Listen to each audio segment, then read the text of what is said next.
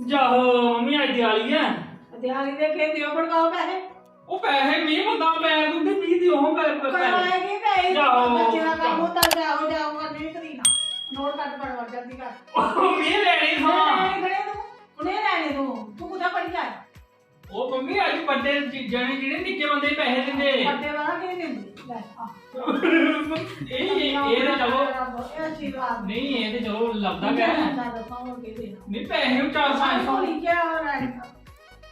400 400 कुछ काट दी पर खाई नहीं तू ये बात मेरे को है कि दिखो है कि आ नहीं है तो के ले करते बड़ा पैसा लग आस आस कमाने थोड़ी जन्ने आस अच्छी सेवा करने जन्ने हां थी सेवा नहीं जगह बाहर दे को नहीं आज दे फिर तुम पैसे यार पैसे को यार ये लगा लाल उठा ये बड़ा दे ये है एक बारी और बंदे ना दियो यार पैसे 400 गोलियां तू बड़ा में देना दे करते कुछ देने ਅਸੀਂ ਨਿੱਕੇ ਭਰਾ ਨੂੰ ਵੀ ਦੇ ਦੇ ਨਿੱਕੀ ਪੜਗਾ ਜਲਦੀ ਕਰ ਬੜੂਆ ਕੱਟ ਤੇ ਲਗਾ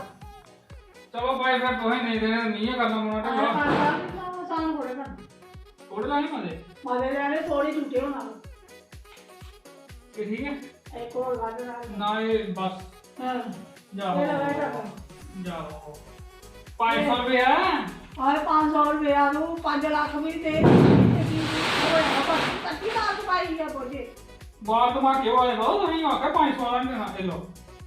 ਇਹ ਮਾਰੇ ਆਪ ਮੰਨੇ ਤੋ ਆਏ ਝੂਠੇ ਨਹੀਂ ਹੋਣਾ ਹੈ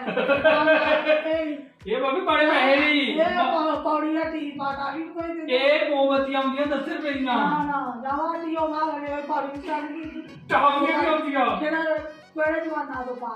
अरे 10 रुपए दे और कितने दे ਨਾ ਨਾ ਬਸ ਸਭ ਆਪਣੇ ਕੋ ਬੜੇ ਦੋ ਦੇ ये लो 500 कौन नहीं बोला ਇਹ ਪੁੱਛ ਕਰਨੀ आपने नहीं खट रहे मेरे वाला लेते जाओ ਆਪਣੇ ਕੁਝ ਕੱਢਣੇ आओ आहे लाते जाओ टाके ले जाओ अपना को ਤਾਂ ਕਿ ਭਾਈ ਜੇ ਲੱਗਣੀ ਖਾਦੀ ਆ ਲੱਗੀ ਆ बस ਆਓ किसी को नहीं ਤੁਸੀਂ देना ਤੇਰੇ ਕੇ ਘਰ ਦੇ ਨੇ ਕਬਰਾ तुम ले आए ਲੈਣਾ ਕੀ ਲੈਣੇ ਮੈਂ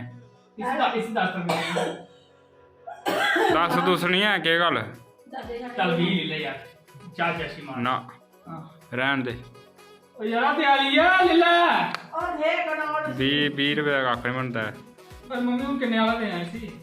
ਦੇ ਕੋਈ ਦੇ ये ਰੁਪਏ 500 वाला दे रहे मी लड़ी लगी है ਕੋਈ ਰਾਣੀ ਬਲਾਚ ਮੁੰਡੀ ਰੁਪਏ 1000 ਦੇ